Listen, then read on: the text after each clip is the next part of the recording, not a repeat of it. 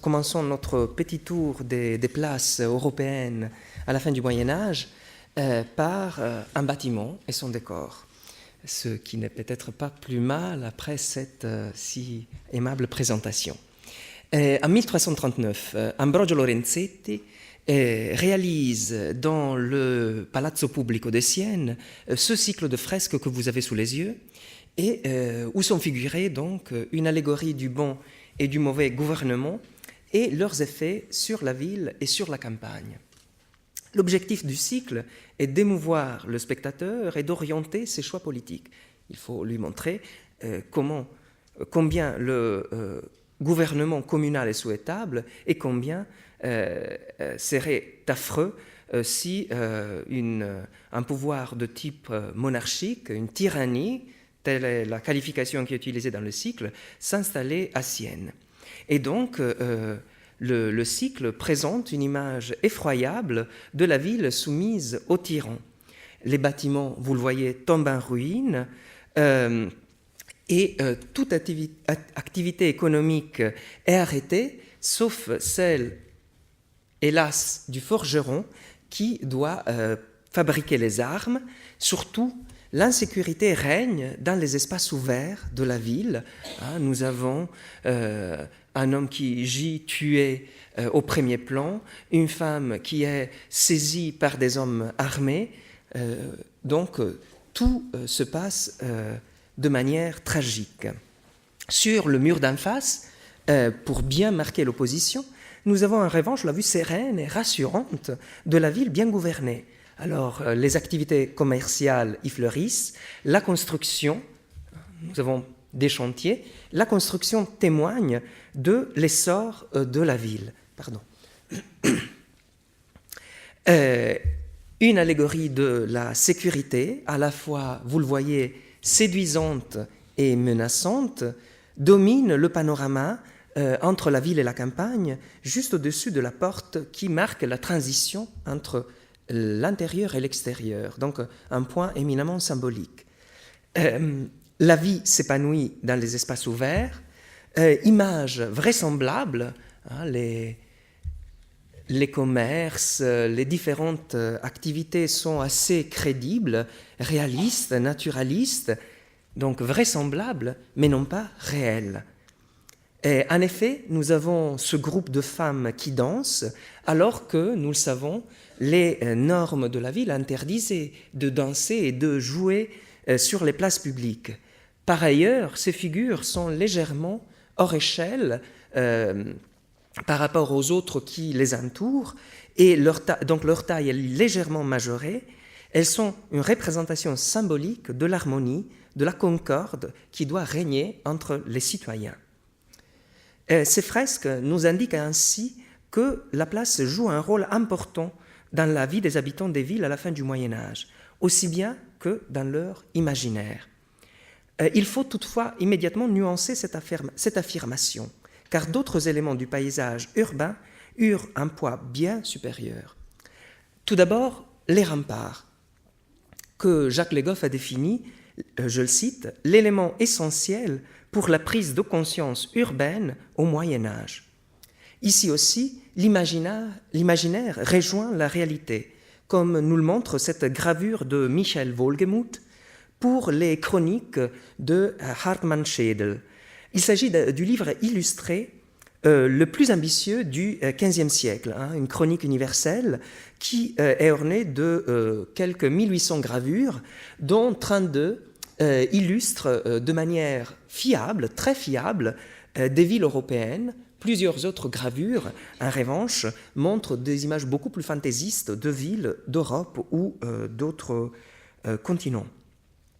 Alors, c'était un travail d'une énorme envergure. La publication date, vous le voyez, de 1493 et Wohlgemuth et ses collaborateurs travaillèrent à ces projets depuis 1487. Alors, ici, j'ai choisi parmi tant d'autres, l'image de la ville d'Ulm, dont le profil se dessine derrière les remparts, qui donc constituent un élément fondateur de l'image et de l'identité de la ville. Alors évidemment, ici en France, c'est Carcassonne qui incarne peut-être au mieux cette image de la ville fortifiée, blottie derrière ses courtines datant du XIIIe siècle. Et Carcassonne est un cas intéressant aussi parce qu'elle nous rappelle que cette image de la ville du Moyen-Âge comme ville fortifiée nous a été léguée autant par les siècles entre le XIIIe et le XVe que par le XIXe siècle. Les lourdes restaurations dirigées par Viollet-le-Duc ont contribué à façonner fortement dans notre culture cette image de la ville médiévale. Néanmoins, cette image a un fondement et les remparts dominèrent l'image de la ville pendant tout le Moyen-Âge. À côté des remparts... pardon.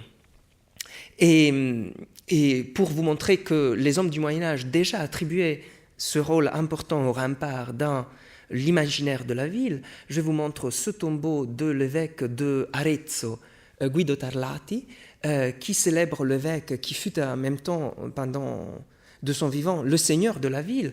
Alors il le célèbre par un cycle biographique qui se déploie dans la partie basse du tombeau, et parmi les actions mises en valeur, il y a la construction des remparts à protection de la ville.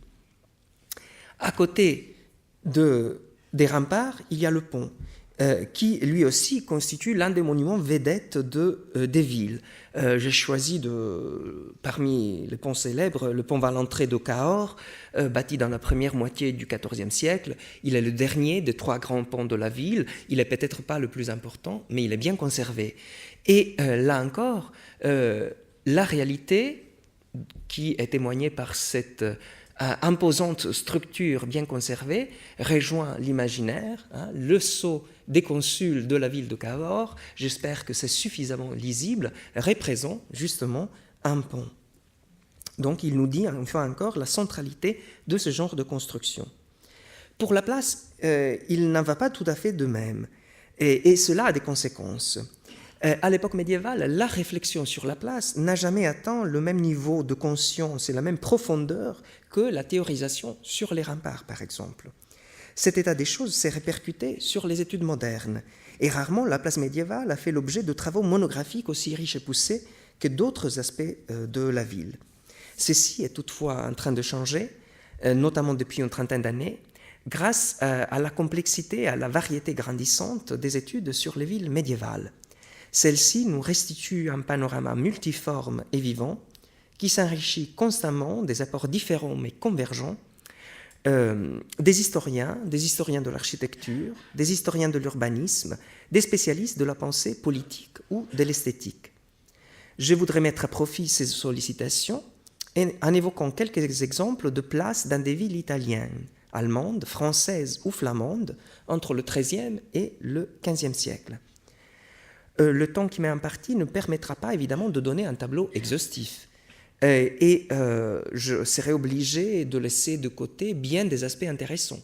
Je ne vais pas, par exemple, vous parler de la place comme espace du théâtre, par exemple, naissant, ni de la place comme lieu où se déroulent en partie des événements éphémères, les entrées, par exemple, royales en France. Mais je chercherai néanmoins de vous donner un choix qui, même s'il sera sélectif, puisse être aussi représentatif de la réalité et de l'imaginaire de la place à la fin du Moyen-Âge. Malgré ce que je viens de dire sur les remparts et sur les ponts, la place reste un élément fort de la ville médiévale. D'autant plus que, et cela peut-être mérite d'être souligné dès le départ, les places au Moyen-Âge sont relativement rares et relativement petites. Elles servent de multiples fonctions dans la ville médiévale, et c'est peut-être par ces fonctions qu'il vaut la peine de commencer. Alors tout d'abord, la place est l'espace du marché, des échanges, du commerce, qui constitue un élément majeur de l'essor de la ville à la fin du Moyen-Âge. Et cette fonction économique peut parfois prendre des proportions véritablement monumentales. C'est le cas, par exemple, à Cracovie, où la ville neuve, dont nous allons reparler un peu plus tard, a pour centre la vaste place du marché. Cette place est née au croisement des routes qui relient la ville à Gdansk, Danzig au nord, à Sandomir à l'est et à Leipzig à l'ouest. C'est une place qui mesure environ 200 mètres carrés et qui peut donc être considérée la plus grande place de l'Europe médiévale. Sur cette place sont situés plusieurs bâtiments importants et le premier qu'il faut évoquer ici est la Halle aux Draps que vous avez sous les yeux. Alors évidemment, pas sous sa forme médiévale. La première Halle aux Draps a été érigée entre 1344 et 1392. Évidemment, ce long temps de construction s'explique par les aménagements successifs du bâtiment. Mais ce que vous avez sous les yeux est l'édifice tel qu'il a été entièrement reconstruit entre 1556 et 1560 par Stanislas Flach et un artiste de Padoue, Giovanni Maria Mosca. Alors c'est un bâtiment que par convention on peut appeler Halle aux Draps, mais le commerce des tissus était seulement le plus important des types de commerce de la ville. En réalité, donc, toutes les autres activités d'échange se déroulaient dans ce bâtiment et l'aménagement intérieur, en effet, prévoit l'emplacement des échoppes de plusieurs types de marchands en fonction du rang et de l'importance que leur activité avait au sein de la ville de Cracovie à la fin du Moyen-Âge. Donc un bâtiment très imposant, vous le voyez, je vous montre les deux côtés de ce bâtiment. Cette place de Cracovie nous permet toutefois de préciser tout de suite que même si pour des raisons de clarté de l'exposé, je vais distinguer les différentes fonctions des places à la fin du Moyen-Âge, ces distinctions sont bien sûr dans nombre de cas totalement artificielles. Et les usages de la place peuvent différents usages de la place peuvent se succéder ou se superposer. Notamment, c'est déjà le cas ici à Cracovie. Vous avez à l'arrière-plan la tour de l'hôtel de ville et sur cette même place donne l'église de Sainte-Marie, bâtie entre le XIVe et le XVe siècle, notamment les grandes tours ne sont achevées qu'en 1478. Et l'église Sainte-Marie est une église paroissiale. Elle est aussi l'église de la communauté allemande installée à Cracovie, et ceci jusqu'au XVIe siècle. Et donc, cela nous rappelle dès le début que la fonction économique et politique et religieuse peuvent coexister dans la ville à la fin du Moyen-Âge. Un autre exemple de ville où la fonction économique se matérialise dans un bâtiment de prestige est la ville de Bruges, où le grand marché, la place donc, du marché, est bordée par plusieurs bâtiments. Nous y trouvons les maisons des corporations, mais surtout, nous y trouvons à nouveau la Halle aux Draps que vous avez sous les yeux, qui a été érigée au dernier tiers du XIIIe siècle pour ce qui est du gros œuvre du bâtiment et des premiers niveaux du beffroi. Le couronnement octogonal de la tour qui culmine à 80 mètres de hauteur, lui, ne fut ajouté qu'entre 1482 et 1486. Donc ici aussi, la fonction économique de la place, à la fin du Moyen-Âge, se voit en quelque sorte prend en quelque sorte de forme tridimensionnelle dans la structure d'un bâtiment qui est consacré à ces mêmes activités. La fonction économique est intéressante aussi parce qu'elle nous rappelle qu'au Moyen-Âge, il ne faut jamais distinguer trop nettement la place de la rue. en effet, les frontières entre ces deux types d'espaces qui peuvent être assez nettes et assez précises pour nous n'étaient pas aussi claires à cette époque. Et le cas de la ville de Fribourg-en-Brisgau nous le prouve.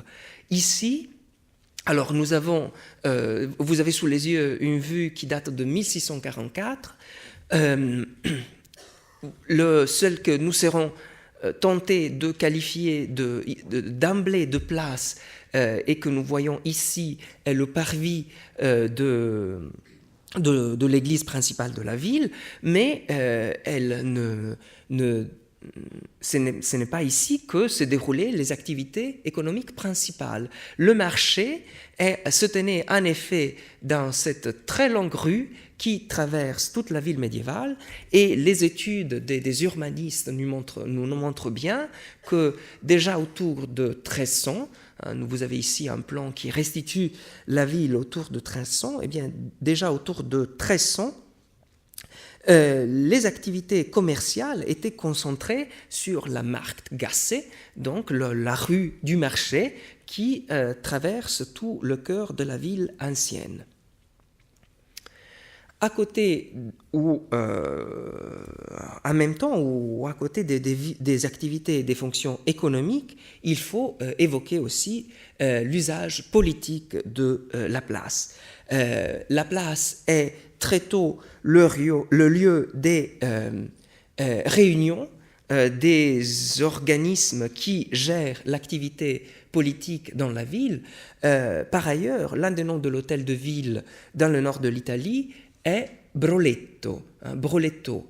Alors le mot vient en effet d'un mot latin qui indique le verger ou le potager. Donc le lieu de réunion était tout d'abord un espace ouvert. Bien sûr, à la fin du Moyen-Âge, s'impose presque systématiquement la création de bâtiments expressément destinés à accueillir les institutions qui gèrent et qui gouvernent la ville et leurs espaces de réunion. Alors, par exemple, dans la ville de Lübeck, donc sur la mer Baltique, tout au nord de l'Allemagne, la place du marché est aussi la place de l'hôtel de ville. Ici aussi, nous trouvons face, je vous montrerai plus loin, un plan de la ville de Lübeck, mais je peux dire d'ores et déjà que ici aussi, la place du marché n'est en effet qu'une sorte d'élargissement de la rue principale qui, en effet, au Moyen-Âge, longeait la place parallèlement au bâtiment principal de l'hôtel de ville. Et donc, il y avait juste une sorte d'élargissement de cette rue qui était destinée aux échanges et au commerce. Et c'est sur cette place que donne l'hôtel de ville. Comme vous le voyez, il s'agit d'un bâtiment composite. Le noyau le plus ancien, la première pierre du noyau le plus ancien fut posée en 1226.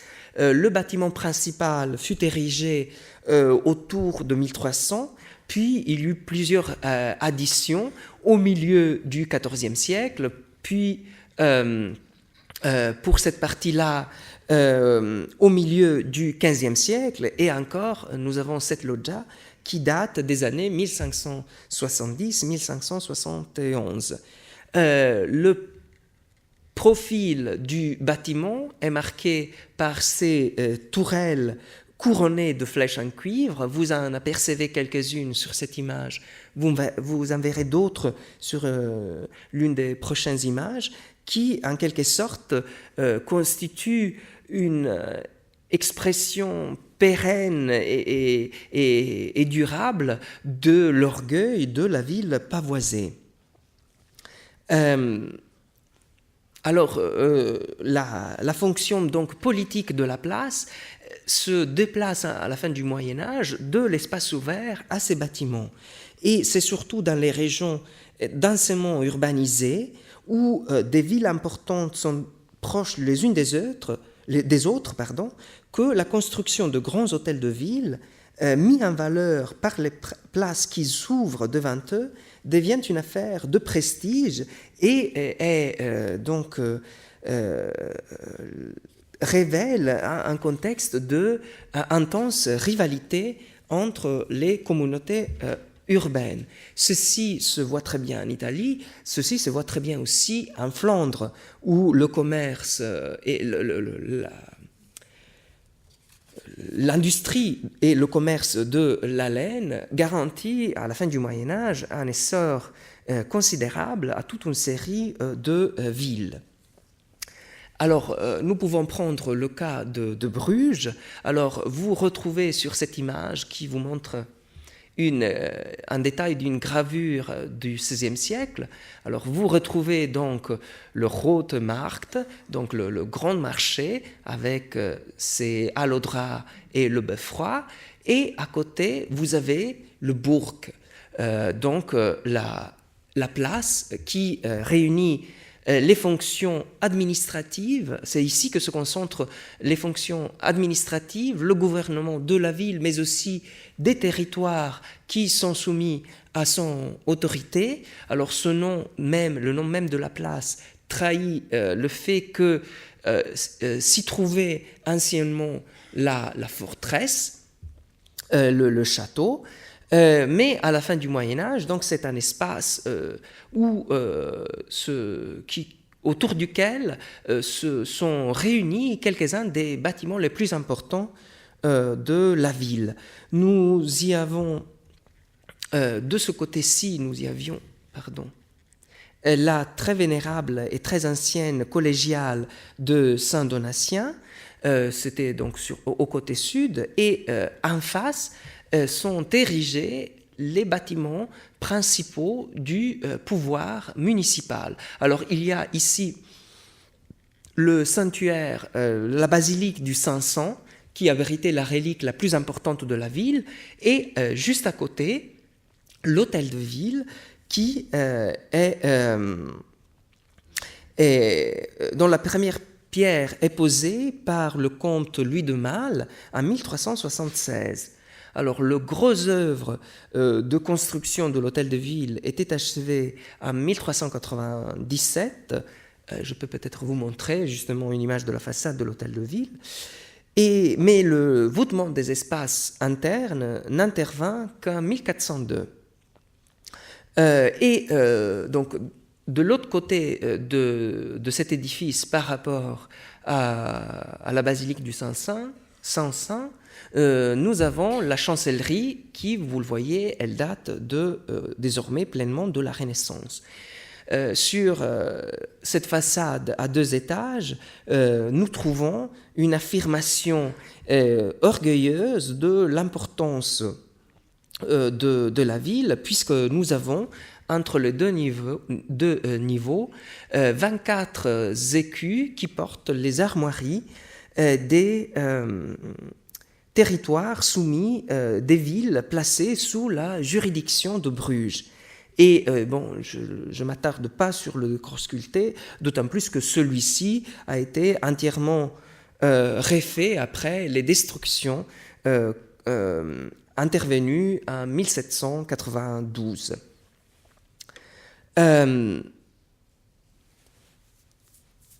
Alors, nous voyons bien, par le cas de Cracovie, par le cas de Lübeck, par le cas de Bruges, que la place est tout d'abord un espace vide, qui se définit justement en premier lieu par ce fait même d'être un espace vide, mais plus encore, elle se définit par les bâtiments qui l'abordent et qui lui attribuent son importance et qui en même temps se retrouvent mis en valeur par la présence de la place.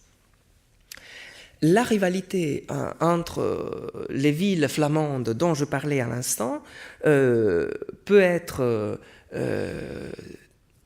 montrée à partir du cas de Bruxelles. Alors nous avons ici la grande place de Bruxelles où la ville fait ériger À partir de 1402, l'hôtel de ville, une fois encore, alors la date n'est pas anodine. À cette époque-là, Bruxelles est une ville qui est en train de voir son pouvoir, son prestige s'affirmer de plus en plus. Elle est la capitale du Brabant, donc le territoire le plus étendu des Pays-Bas méridionaux. Et ce rôle de plus en plus important de la ville est en quelque sorte mis en scène de manière éloquente par la construction d'un hôtel de ville qui rivalise avec celui de Bruges. Alors la partie la plus ancienne commençait justement en 1402 et cette aile-ci qui à elle seule était déjà plus grande que tout l'hôtel de ville de Bruges. Puis le reste est plus tardif. Cette aile-là, qui est un peu plus petite, a été commencée en 1444, et puis la tour a été érigée au milieu du XVe siècle. Et là aussi, la rivalité se joue aussi sur, évidemment, la hauteur de ces tours urbaines, civiques. Celle-ci atteint toujours les 96 mètres de hauteur. Là encore, le décor sculpté a été entièrement refait au XIXe siècle. À côté des usages économiques ou politiques, il faut évoquer les usages religieux. Et peut-être cette fonction religieuse est celle qui reste de manière plus durable, permanente, encore à la fin du Moyen-Âge. C'est toujours dans les espaces ouverts que les usages religieux restent très lisibles.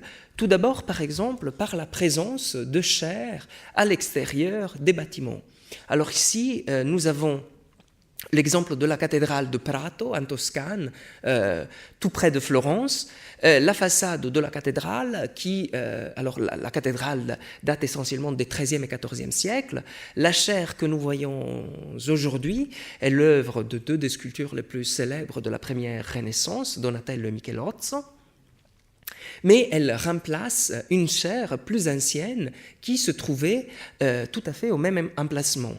Alors, cette chaire servait à de multiples usages, à la prédication pour des foules réunies sur la place qui donc se trouve devant l'église, mais aussi à l'ostension de la relique la plus prestigieuse que possédait la ville de Prato et qui est conservée justement dans la cathédrale, la Sainte Ceinture, la ceinture que la Vierge aurait laissé tomber en montant aux cieux pour que Saint Thomas, qui doutait du fait qu'elle était en train de monter aux cieux en chair et en os, donc Saint Thomas aurait reçu cette ceinture comme preuve du fait que la Vierge était véritablement montée au ciel, non seulement en esprit, mais aussi avec son corps.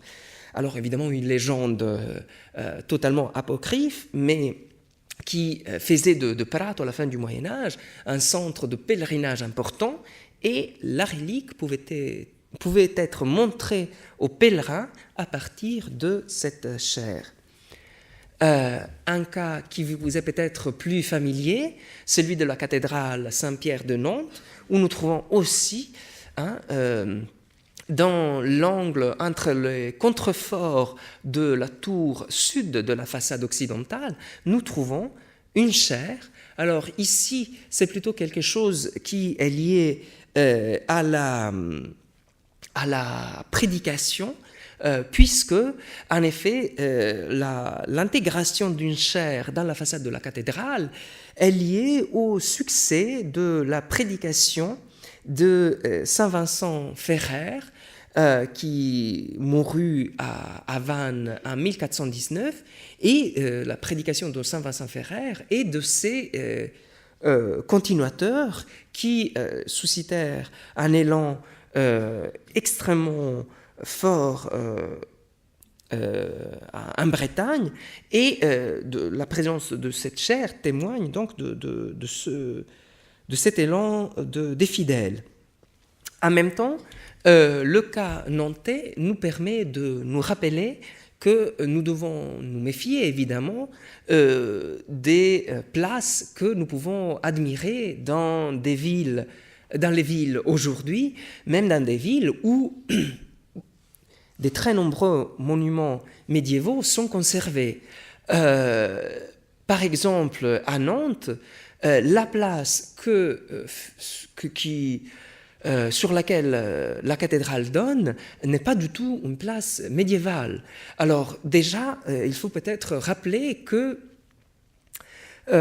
les cas de grandes places devant ou à côté des cathédrales ne sont pas si fréquents au Moyen-Âge, à la fin du Moyen-Âge, pour de multiples raisons. Il y a à la fois des raisons symboliques. La cathédrale est souvent perçue comme la maison de Dieu au milieu des maisons des hommes. Donc la proximité de la cathédrale aux maisons des hommes est plutôt perçue comme quelque chose d'avantageux, de positif. Il faut aussi dire que les cathédrales gothiques dominent de toute manière, de par leur hauteur, leur tour, leurs flèches, le paysage urbain.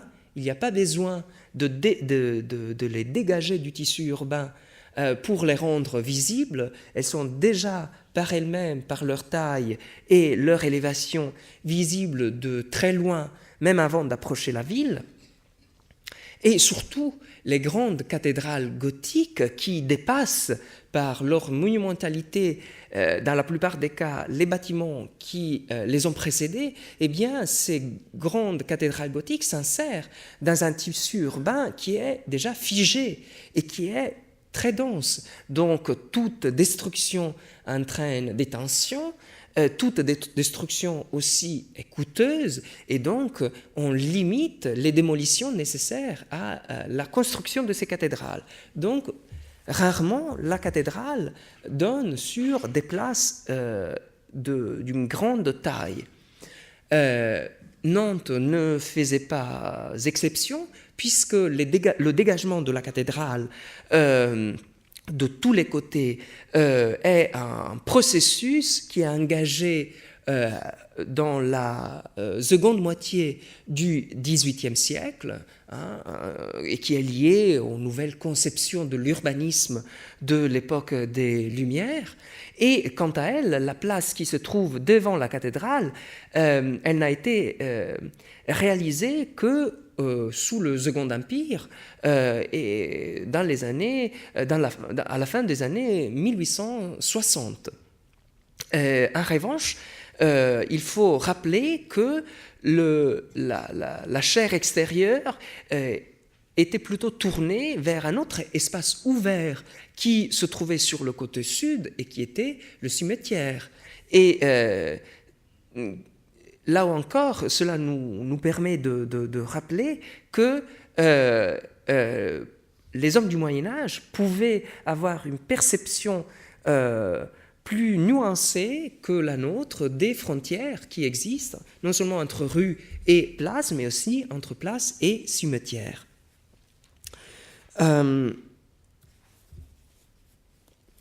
Ceci dit, il est difficile pour un espace aussi large que l'Europe de la fin du Moyen-Âge et pour une période aussi étendue que les siècles qui vont du XIIIe et du XVe au XVe, il est très difficile de donner des règles qui aient une valeur générale. Puisque, en effet, à cette époque, il y a aussi bien eu des grandes places devant des bâtiments religieux. C'est le cas, par exemple, des grandes places qui se trouvent devant les églises des ordres mendiants à Florence à la fin du Moyen-Âge.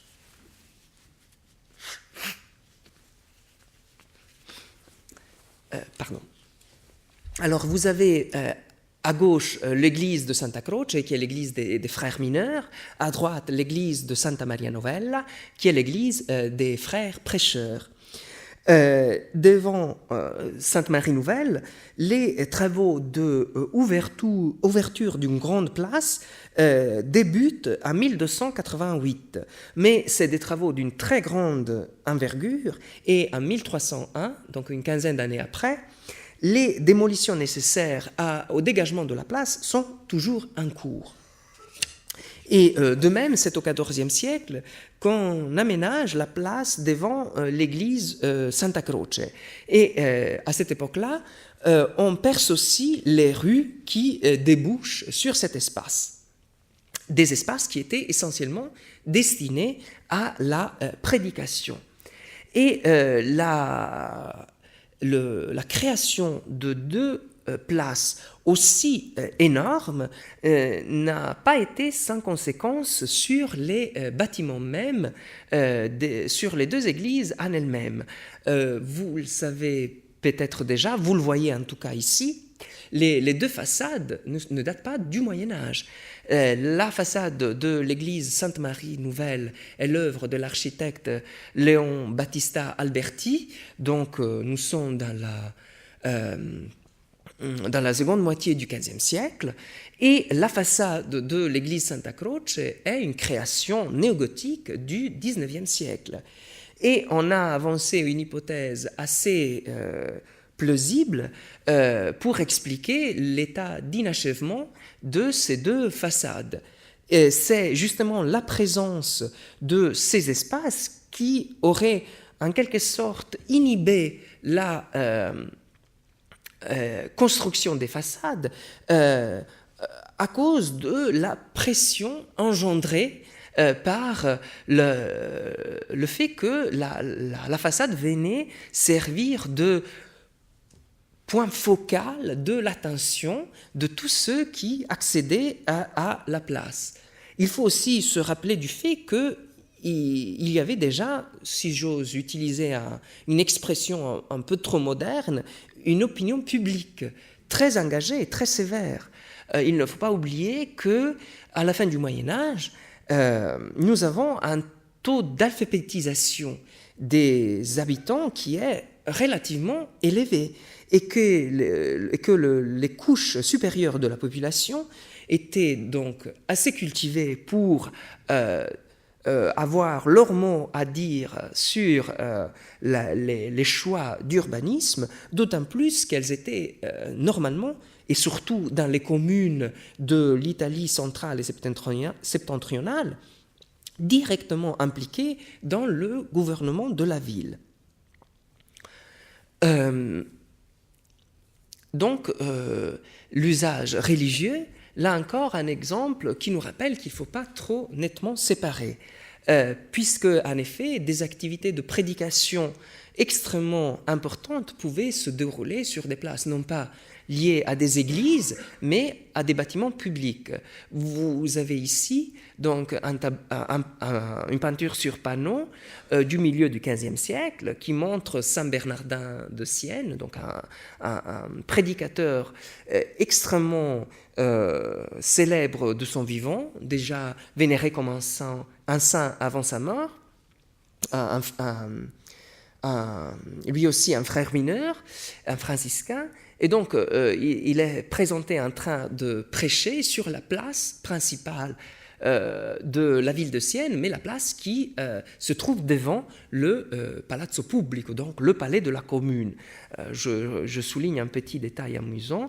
Vous voyez que pour des raisons de moralité évidentes, hommes et femmes sont soigneusement séparés par la présence d'un rideau afin que la prédication ne devienne pas l'occasion d'échanges amoureux, ce qui serait évidemment très malvenu. Alors, le tableau témoigne du fait que, donc, un espace, un principe destiné plutôt à des fonctions politiques pouvait très bien servir à des usages religieux, mais c'est là, évidemment, ce partage de fonctions implique évidemment une négociation réelle ou implicite, entre les autorités publiques et les autorités religieuses. C'est-à-dire que les deux sphères du pouvoir sont potentiellement en conflit, en tout cas en concurrence, pour le contrôle des espaces de la ville. Et l'aménagement des espaces peut leur sert normalement pour affirmer, imposer ou exprimer leur contrôle sur la ville et sur ses habitants. Par leurs choix urbanistiques, les autorités civiques et les pouvoirs religieux expriment leur positionnement au sein de la cité. Une tendance claire et lisible à cette fin du Moyen-Âge, dans les villes où les pouvoirs urbains sont forts, ceux-ci affichent leur autonomie par rapport à l'autorité religieuse, et notamment à l'autorité épiscopale, par l'éloignement de leur siège vis-à-vis de la cathédrale. Revenons à l'exemple que nous avons déjà commencé à observer de Lübeck. Alors, je vous disais que la place du marché est aussi la place de l'hôtel de ville, et c'est ici le cœur du pouvoir de la grande bourgeoisie marchande de la ville du Lübeck. C'est peut-être... je rappelle juste d'un mot, Lübeck est la ville la plus importante de la Hanse, donc de cette organisation qui réunissait plusieurs villes marchandes du pourtour de la mer Baltique, mais aussi de l'Allemagne du Nord jusqu'à la région rhénane, et donc cette organisation commerciale qui dominait les échanges sur toute cette partie nord-orientale de l'Europe, en allant de l'Angleterre et en arrivant jusqu'à la Russie.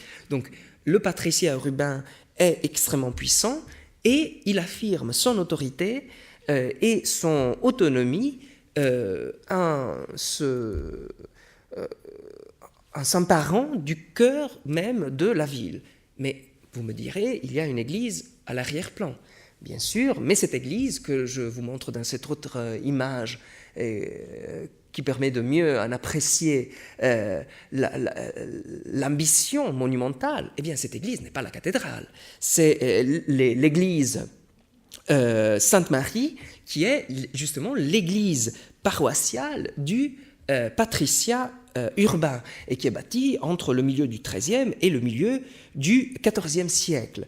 L'église cathédrale qui, elle, elle a été achevée au début du XIIIe siècle, et vous la voyez à l'écran en ce moment, eh bien cette église-là, elle a été repoussée aux marges de la ville, ici, tandis que la place du marché se trouve ici. Nous avons ici l'hôtel de ville et ici l'église Sainte-Marie. Et ici, cette artère principale commerciale de la ville, dont, comme je vous le disais, et l'autre de ce côté-là, et dont, comme je vous le disais, la place du marché constitue en quelque sorte une sorte d'élargissement. Donc, la rivalité très forte entre le pouvoir épiscopal et le pouvoir du patriciat est marquée dans la, si je peux m'exprimer ainsi, dans la chair même du tissu urbain. Une rivalité très forte et constante pendant des siècles. Par exemple, le choix et la nomination du curé de l'église Sainte-Marie a constitué constamment un pomme de discorde entre la commune de Lübeck et l'évêque. Et l'évêque n'a pas toujours été le gagnant dans cette confrontation, loin de là. En 1277, il est même obligé de quitter la ville, de se réfugier à Oitin pour ne pas courir de danger. Cette situation donc est très répandue, c'est le cas à Sienne, c'est le cas à Florence, c'est le cas à Paris même, mais il y a aussi évidemment des cas, si j'ose dire, de bon voisinage. Par exemple, toujours en Toscane, à Pistoia, alors où la place de la cathédrale, qui se trouve ici, et donc bien sûr la place de la cathédrale que vous avez là, le baptistère se trouve aussi sur cette place, mais nous avions aussi le palais de la commune et le palais di Pretorio, qui était donc le palais des officiers chargés de la sécurité de la ville. Une série de bâtiments. Alors la cathédrale date du XIIIe siècle. Le baptistère que vous avez à votre gauche a été achevé vers le milieu du XVe siècle, puis le palais communal et le palais Pretorio datent, eux, du XIVe siècle. Et donc vous voyez que les bâtiments religieux jouxtent sans difficulté les bâtiments du pouvoir civique. Et juste en passant, encore un troisième cas, ils sont relativement rares, mais vous en avez ici un troisième, d'une chaire à prêcher qui est installée à l'extérieur de l'édifice pour donc permettre d'utiliser la place pour la prédication. Donc les enjeux autour de la place sont très forts. Et donc la création d'une place est quelque chose qui peut susciter des tensions. Alors, les choses se passent très bien, tout est très facile quand nous nous trouvons face à une ville qui est une ville de nouvelle fondation. C'est le cas, par exemple, revenons-en à Cracovie, c'est le cas de la ville de Cracovie. Alors, la grande place dont je vous parlais se trouve ici, et là, vous voyez mieux, peut-être, quelle est l'emprise au sol de la halle au drap, donc qui témoigne de l'importance de la fonction commerciale, et vous reconnaissez, donc vous voyez ici l'hôtel de ville, ici l'église Sainte-Marie.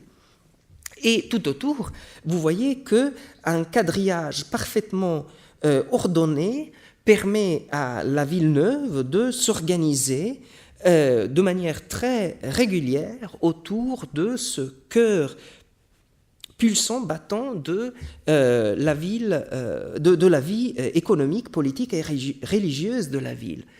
Or, tout ceci est possible parce qu'en 1241, une invasion des Tartares détruit presque entièrement la ville de Cracovie, qui est reconstruite à partir de 1257. Donc même si la ville est ancienne, les destructions permettent en quelque sorte de recommencer à zéro. Et donc, il est assez facile de imposer au nouveau lotissement un tracé uniforme et régulier et de dégager une place immense. C'est un cas assez rare à la fin du Moyen-Âge, car la création urbaine n'est plus si intense en cette période. Les exemples les plus nombreux et les plus intéressants se concentrent au début de la période et bien sûr, donc au XIIIe siècle, et bien sûr plutôt en France, où vous connaissez certainement déjà le phénomène des bastides du sud-ouest. Alors il s'agit de petites villes fondées souvent par les rois de France ou d'Angleterre, ou bien encore par des seigneurs locaux, ou encore par des abbayes cisterciennes. Le souci de défense et de contrôle du territoire n'est peut-être pas le premier souci des fondateurs. Il s'agit bien plus de stimuler les activités économiques dans des territoires nouveaux, en accroissant ainsi les revenus des fondateurs de villes, même si évidemment la volonté de contrôle des territoires est aussi présente. Et bon, je ne vais pas m'étendre là-dessus, mais bien sûr, le succès et la durée dans le temps de ces fondations sont assez variables. En tout cas, le fait qu'il s'agisse de villes nouvelles explique le fait qu'elles soient planifiées avec une liberté exceptionnelle, en dehors presque de toute contrainte. Et donc, normalement, ces villes présentent un plan articulé par des rues droites, perpendiculaires entre elles, qui découpent l'espace urbain en lotissements pour les immeubles, qui ont tous des dimensions standardisée. Et le point névralgique de ce système est justement la place du marché, sur laquelle débouchent les axes viaires majeurs de la Bastide. Alors, je vous montre ici un plan ancien de Montpazier qui illustre bien ce caractère régulier et la centralité de la place du marché. Alors, la fonction économique est évidemment primaire. Vous voyez que l'église est en quelque sorte reléguée dans un espace secondaire par rapport à la place. En tout cas, elle ne donne pas directement sur la place, dont la fonction principale est la fonction économique. Et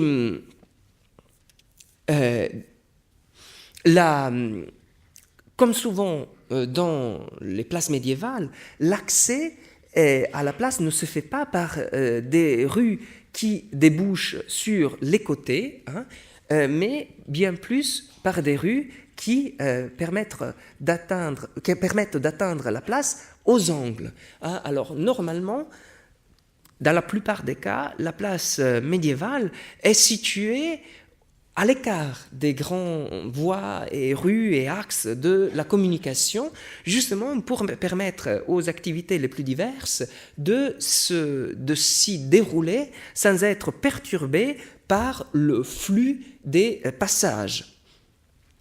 Et la fonction marchande de la place est aussi matérialisée par le fait que des portiques s'ouvrent au rez-de-chaussée des bâtiments qui bordent la place, des portiques qui, en quelque sorte, constituent le prolongement vers l'espace ouvert des boutiques et des ateliers qui se trouvent derrière. C'est toujours la place principale du marché de Monpazier.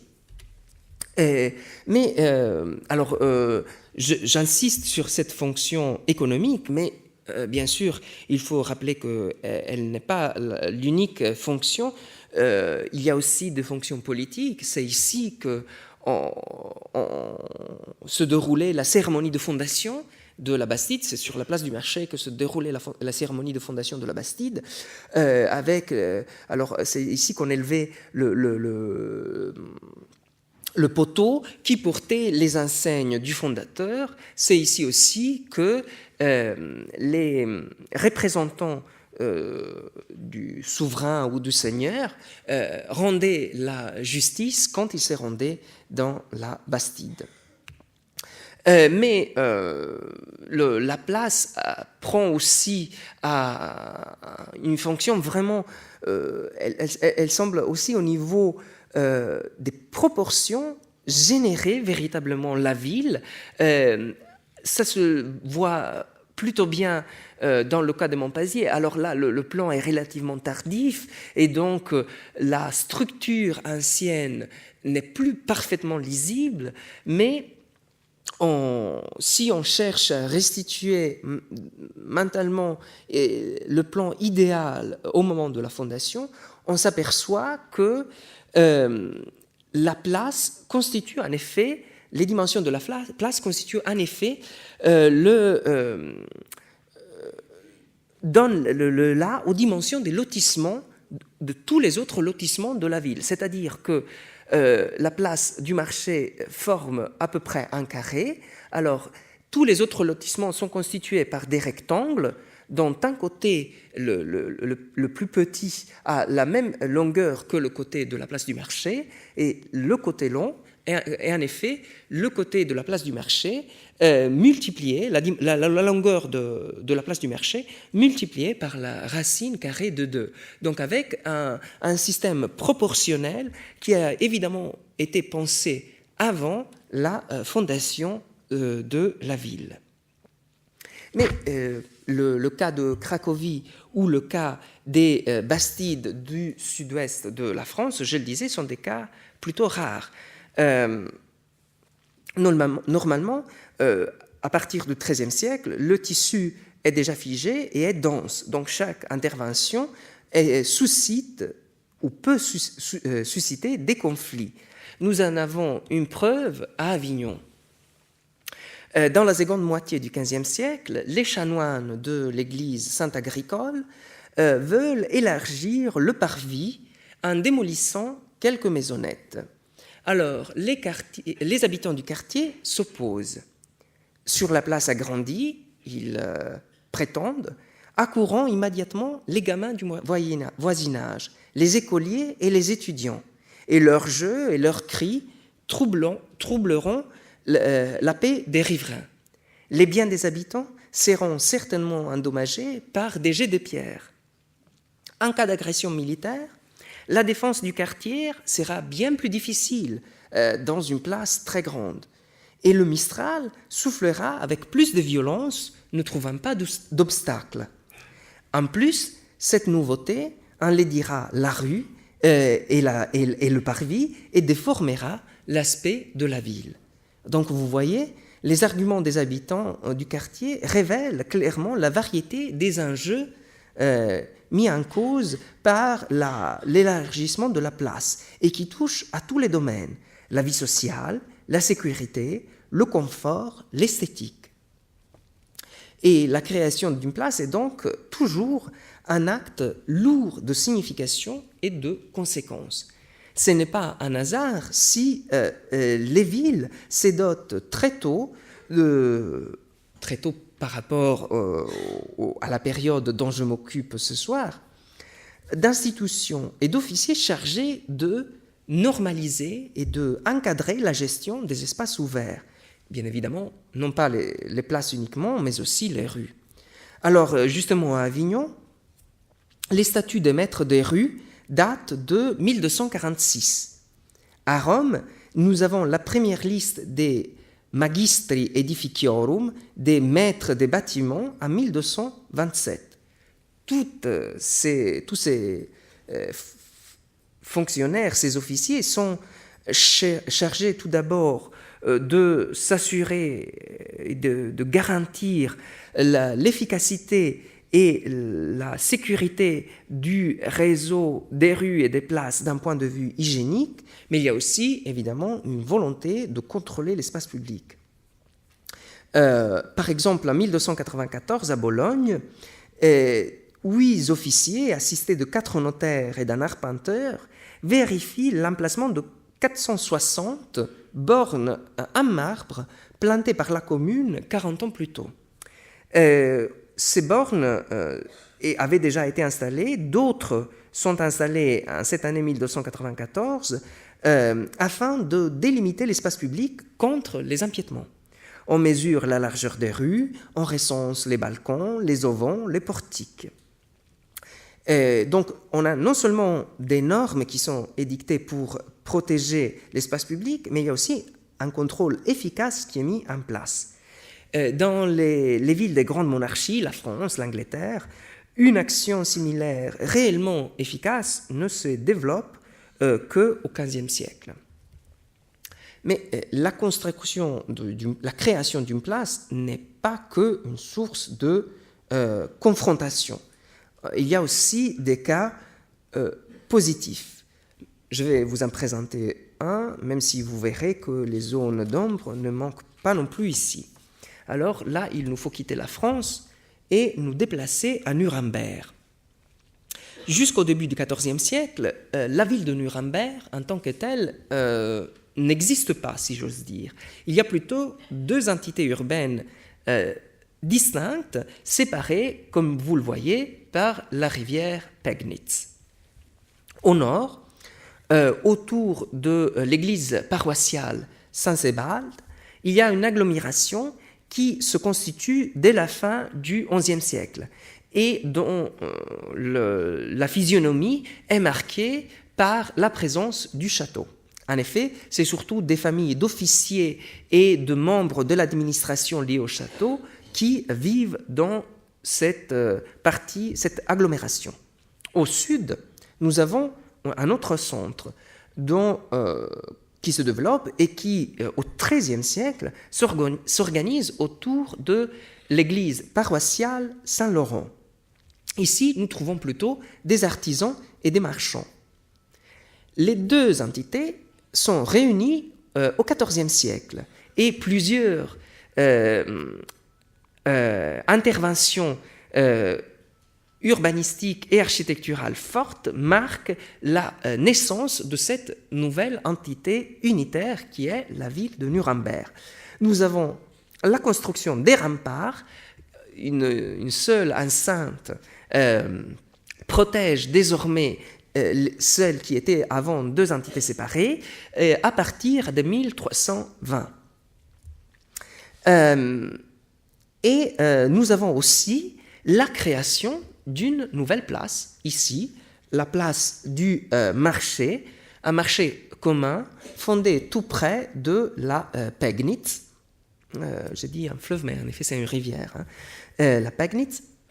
Et sur cette place du marché, que vous voyez ici dans une gravure de 1833, sont érigés des bâtiments qui ont une haute valeur symbolique.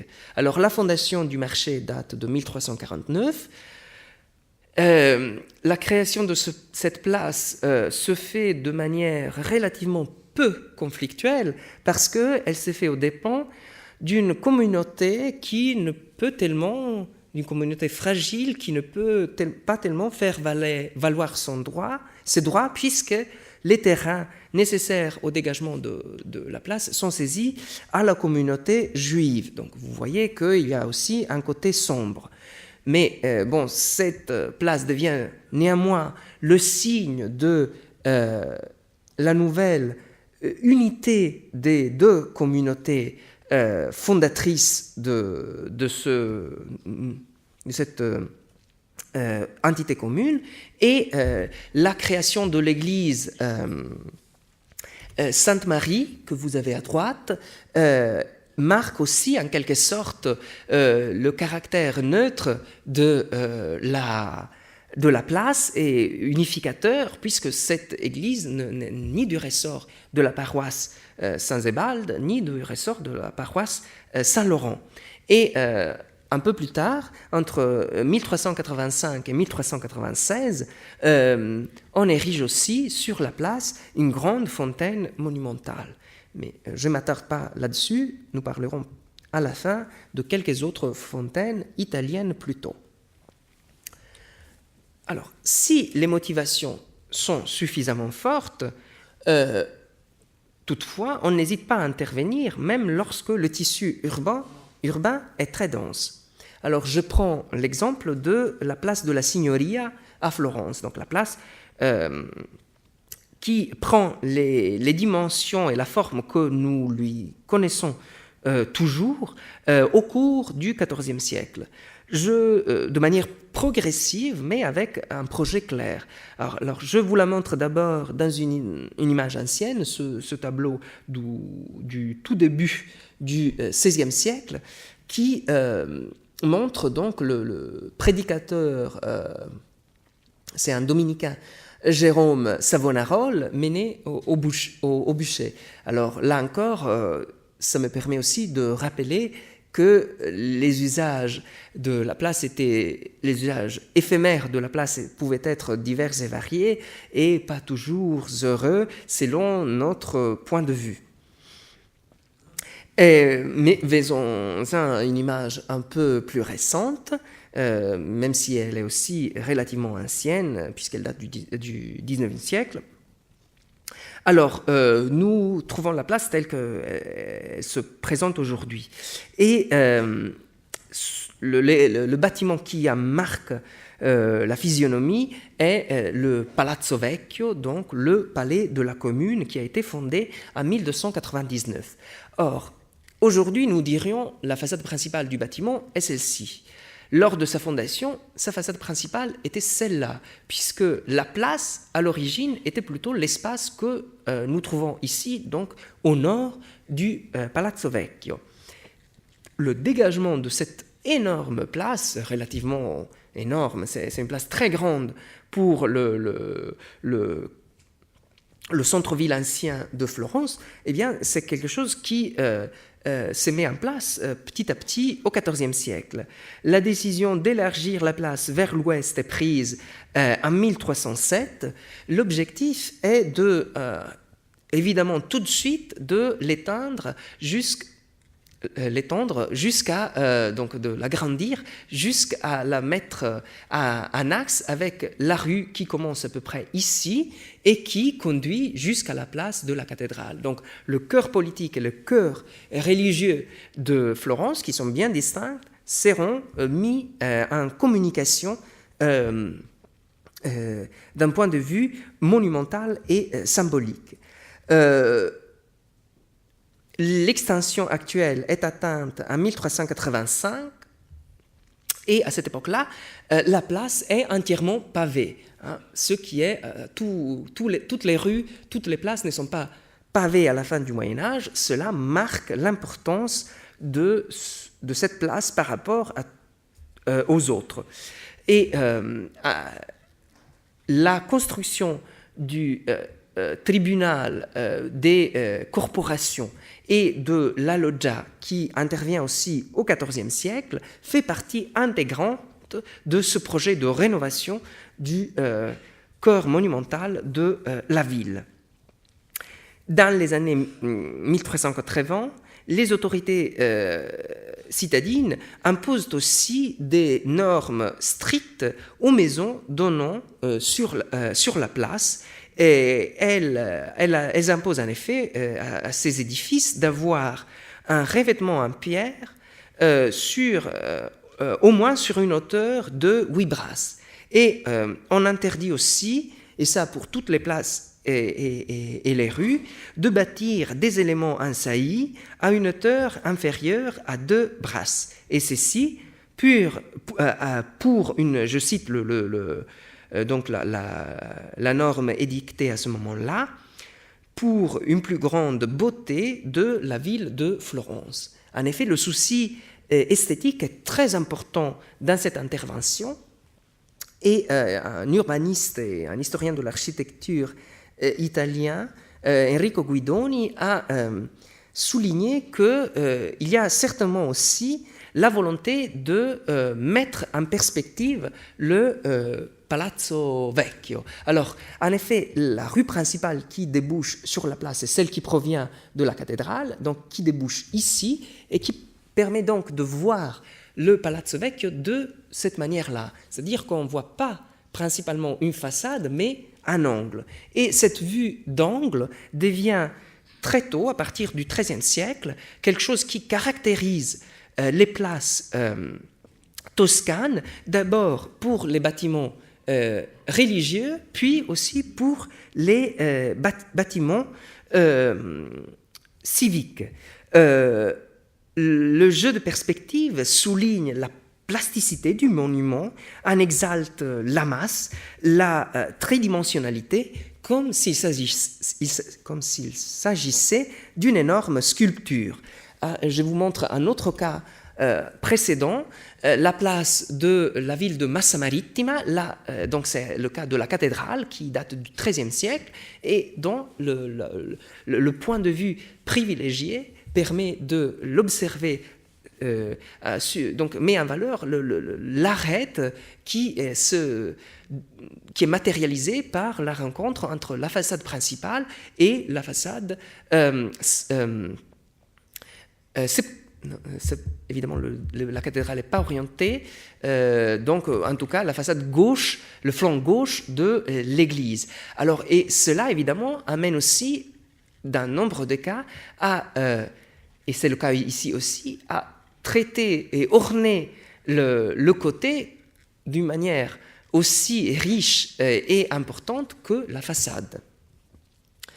Et je pense que ces cas-là, et ce que je vais évoquer tout de suite, prouvent que Henri Faucillon avait bien raison de dire que la vraie contribution de l'Italie à l'architecture et à l'urbanisme du Moyen-Âge n'est pas la cathédrale, mais la place urbaine.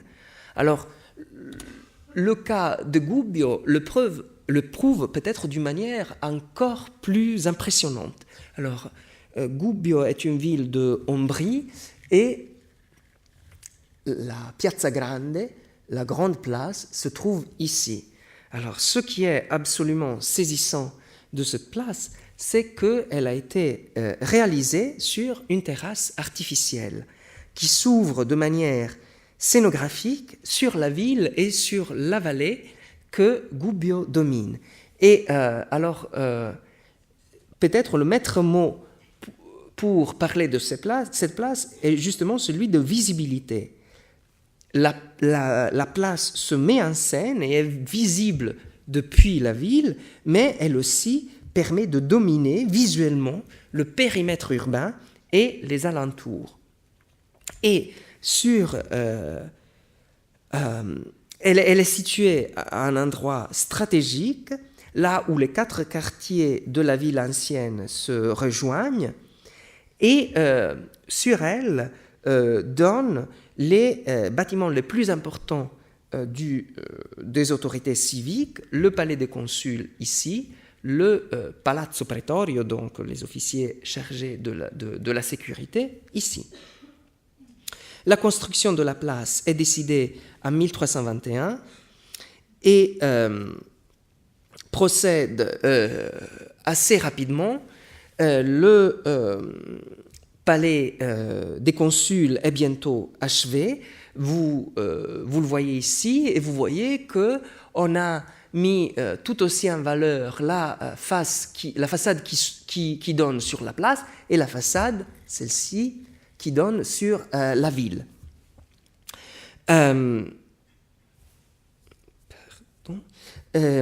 Alors, la construction, vous le voyez, est largement surdimensionnée par rapport à la taille des édifices du centre ancien de Gubbio.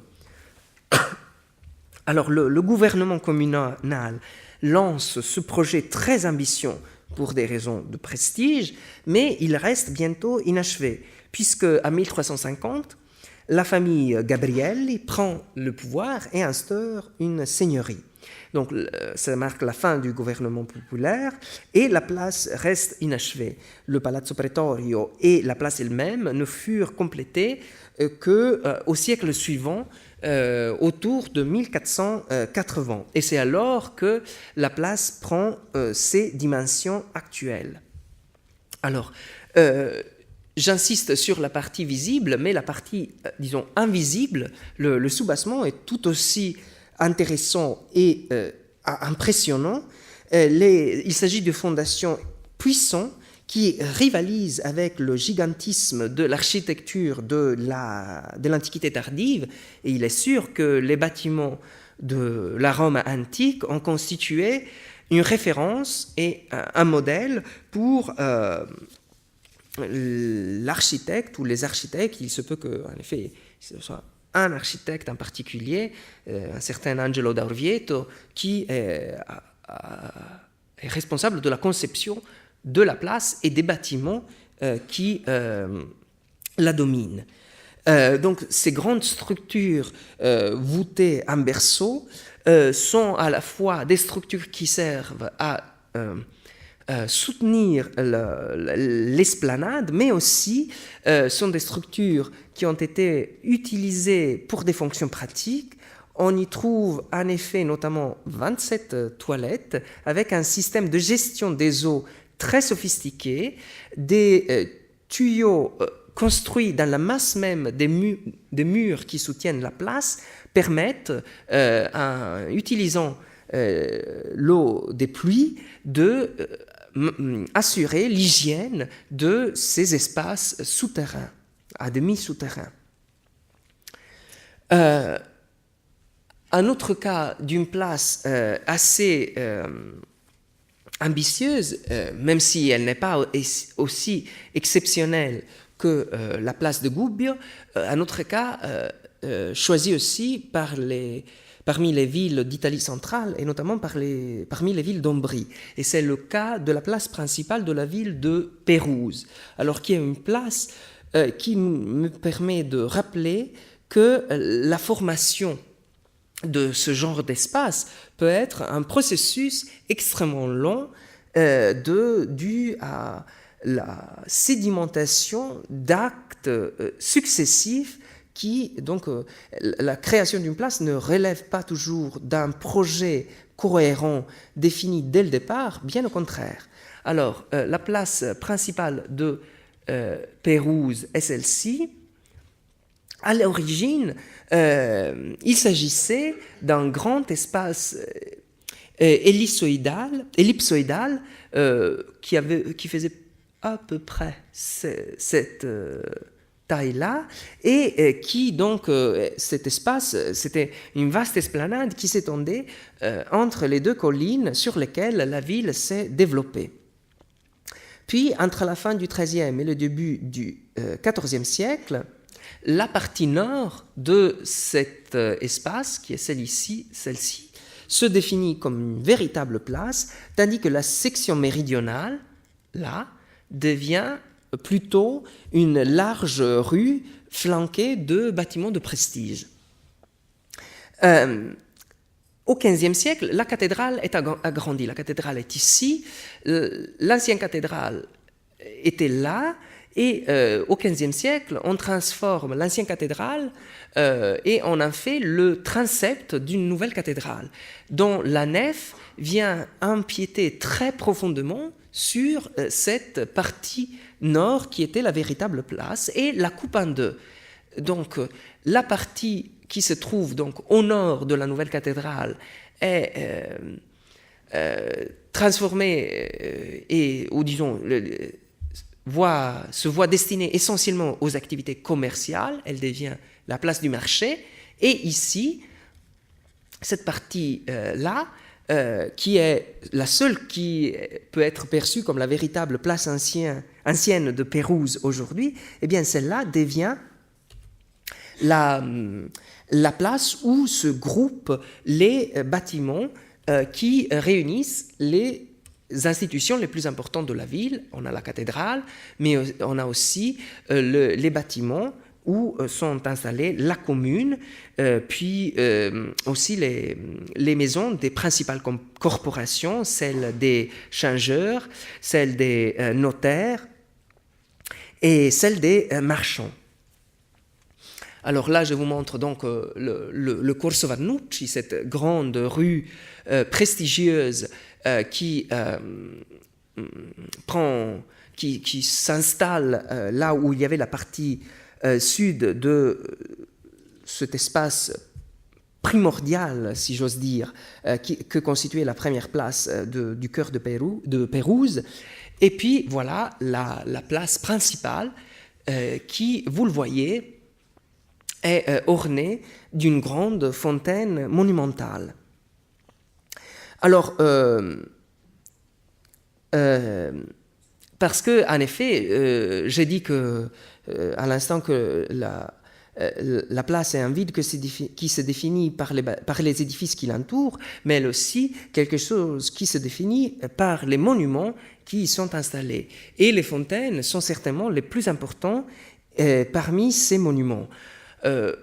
Surtout en Italie centrale, où la plupart des villes sont des villes et des communes collinaires, et l'approvisionnement en eau est donc été l'une des tâches les plus difficiles que les autorités devaient gérer. C'était une question cruciale d'hygiène, de bien-être collectif, mais aussi une question d'image. Et la réussite méritait donc d'être célébrée par des fontaines sculptées et ornées. À Pérouse, le nouvel aqueduc est achevé peu après le milieu du XIIIe siècle. Et on décide alors de bâtir non pas une, mais 2 fontaines monumentales. La plus ancienne est celle que vous avez sous les yeux, et je vais y revenir dans un instant.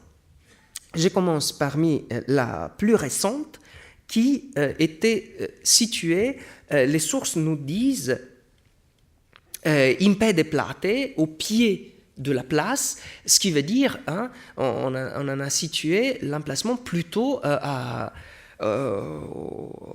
où le cours, la rue principale débouche sur la place. Cette fontaine faisait système avec l'autre.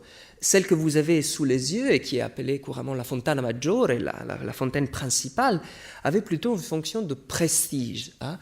Elle est située entre le palais de la commune et la cathédrale, et elle doit marquer la beauté et l'efficacité aussi, la beauté de la ville et l'efficacité de l'action des autorités.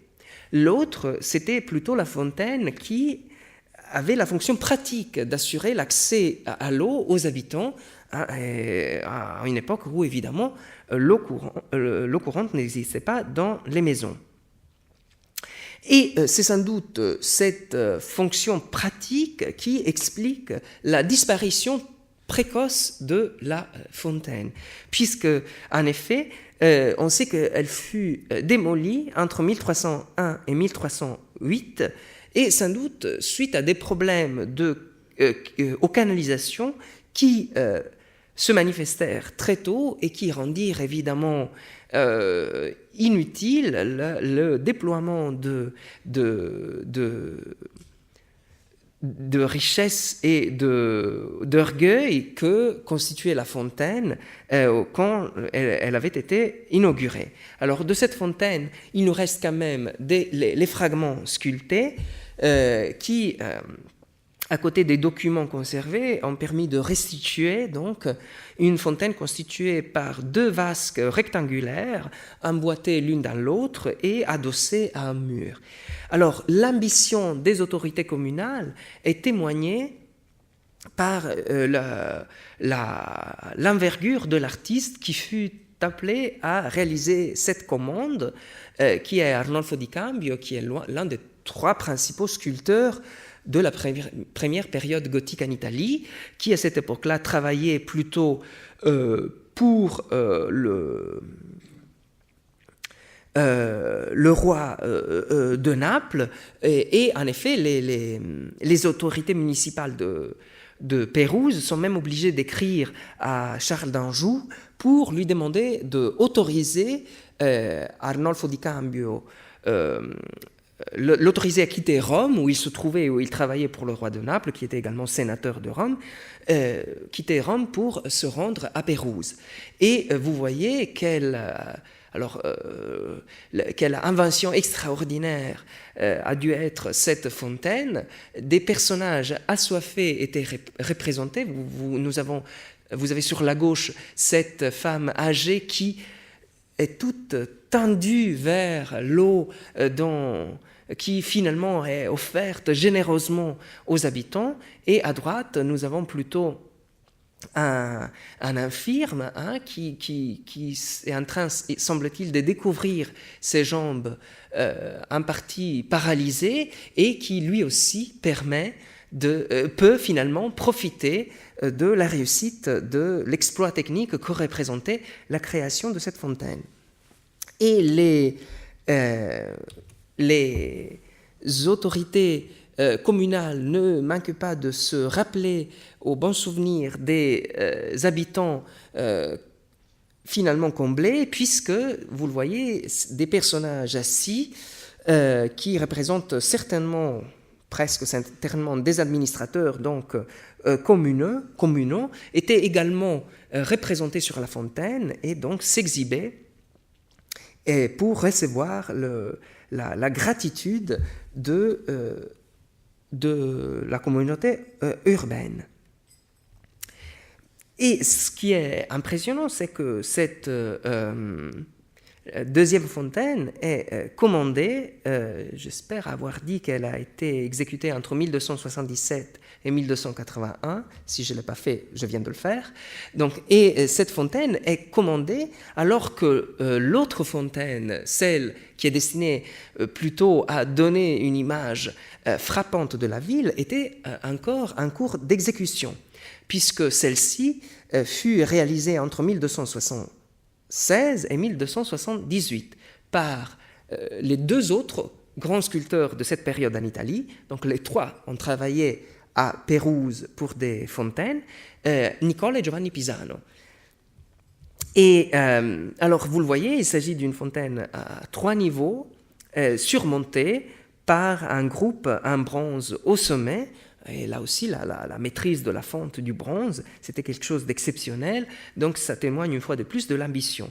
Et puis, il serait intéressant, mais nous n'avons pas le temps, ce n'est pas non plus le sujet ce soir, mais il serait intéressant de détailler le programme iconographique très complexe, encyclopédique, qui se déploie sur les reliefs qui ornent et sur les statuettes qui ornent les 2 bassins principaux de la fontaine. Nous y trouvons les travaux des moines, les arts libéraux, des scènes bibliques, des fables d'Ésope, des personnifications de Pérouse et de villes liées à la commune, ou encore des personnages politiques ou religieux et des héros locaux.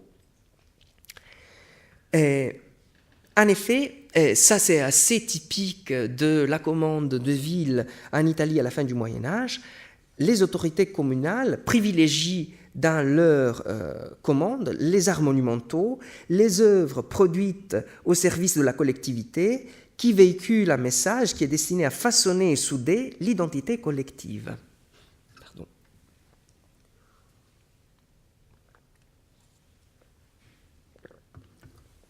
Nous avons là deux exemples du XIIIe siècle, mais cela continue encore au XVe siècle. C'est en effet en 1409 que la commune de Sienne commande au sculpteur siennois Jacopo della Quercia la fontaine pour la place qui s'ouvre devant le palais de la commune. Alors, si vous allez aujourd'hui à Sienne, vous ne verrez qu'une copie de cette fontaine.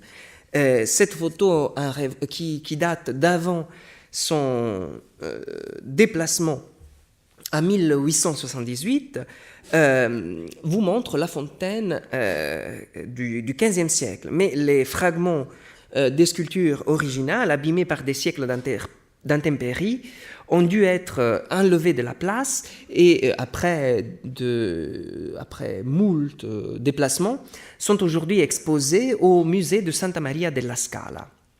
Achevée en 1419, cette fontaine prenait la place d'une fontaine du XIVe siècle, inaugurée en 1343, qui s'appelait déjà, comme celle-ci, Fonte Gaia, source joyeuse, un nom bien mérité, et qui nous rappelle l'enthousiasme qui enflamma les Siennois le jour où la commune réussit à faire monter l'eau jusqu'au sommet de la colline sur laquelle la ville s'étend. Alors, en forme de fer de cheval, la fontaine présente un programme complexe qui reprend les éléments essentiels d'une image de la ville, de la commune, qui s'était définie de manière cohérente depuis le XIIIe siècle. Une place de choix était assurée à la Vierge, que vous voyez ici, et ici je vous montre deux détails des sculptures. La Vierge, qui était la patronne des Siennes, qui s'était vouée à la Reine du Ciel en 1260, à la veille d'une bataille cruciale et victorieuse contre les ennemis de toujours, les Florentins. Elle était accompagnée de 8 vertus que vous entrevoyez sur cette image du XIXe siècle, celles qui sont indispensables au bon gouvernement, et puis sur les extrémités de la clôture se dressaient 2 statues, des créations magnifiques qui allient dans une forme animée et sensuelle une grâce gothique à des souvenirs évidents de la sculpture antique. Ces 2 statues représentent Acca Larenzia et Rea Silvia, la marâtre et la mère de Romulus et Remus, auxquels on attribuait au Moyen-Âge la fondation de la ville de Sienne. Voilà, nous sommes donc revenus à Sienne, d'où nous sommes partis. Et nous avons commencé par le palais et nous terminons par la place qui s'ouvre devant celui-ci.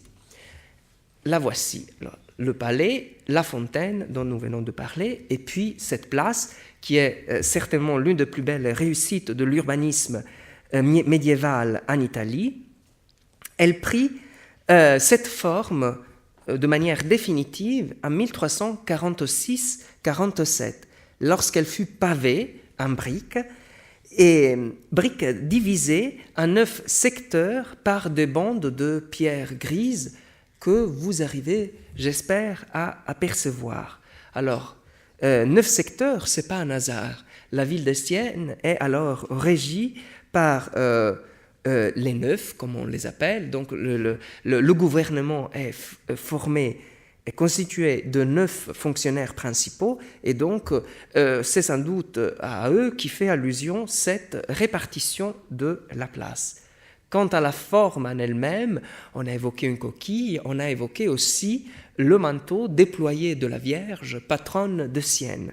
En tout cas, il s'agit d'une forme assez unique et qui qui a été soigneusement planifié dès le départ par rapport à la construction du palais de la Commune. Alors, le palais de la Commune, en effet, a été érigé à partir de 1298, même si le premier projet date déjà de 1282 et la décision définitive de 1288. Mais bon, le début des travaux donc, est un peu plus tardif.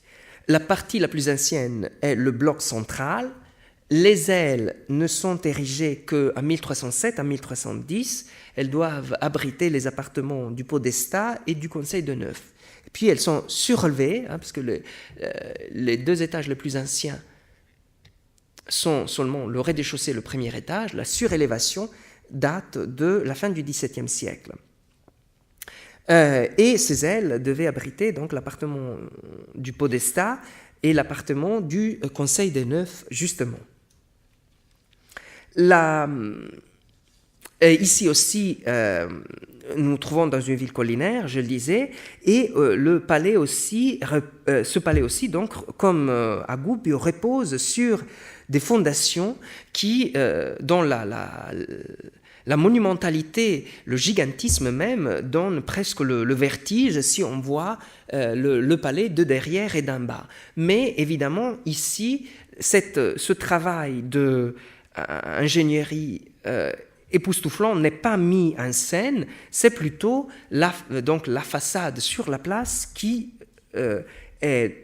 joue un rôle important, surtout après l'achèvement définitif avec la tour qui est bâtie peu avant le milieu du XIVe siècle.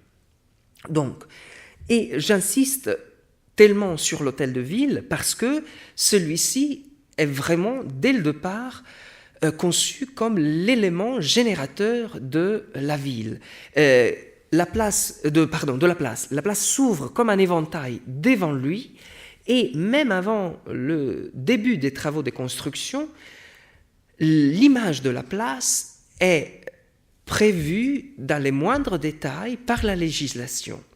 Dès 1297, donc un an avant le début des travaux de construction, le gouvernement émane une norme qui impose que si des maisons allaient être bâties sur la place, toutes leurs fenêtres ouvrant sur la place même devraient avoir des colonnettes.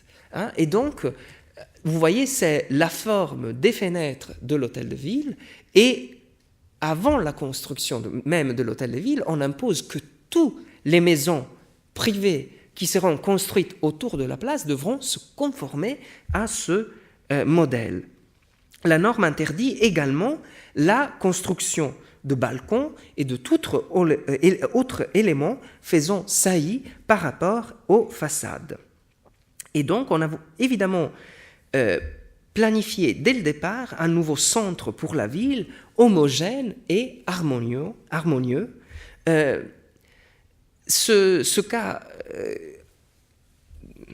dernier cas que je viens d'évoquer à côté de tous les autres me semble bien souligner le fait qu'au-delà des fonctions pratiques, multiples et variables dans le temps, l'importance de la place à la fin du Moyen-Âge réside surtout dans ses valeurs symboliques. Lieu où les gens peuvent se retrouver, espace où la ville se met en scène, terrain sur lequel les forces qui agissent dans la ville cherchent à affirmer leur idée du vivre ensemble, la place est tout d'abord un espace qui vit des valeurs et des idées, l'imaginaire qu'elle alimente.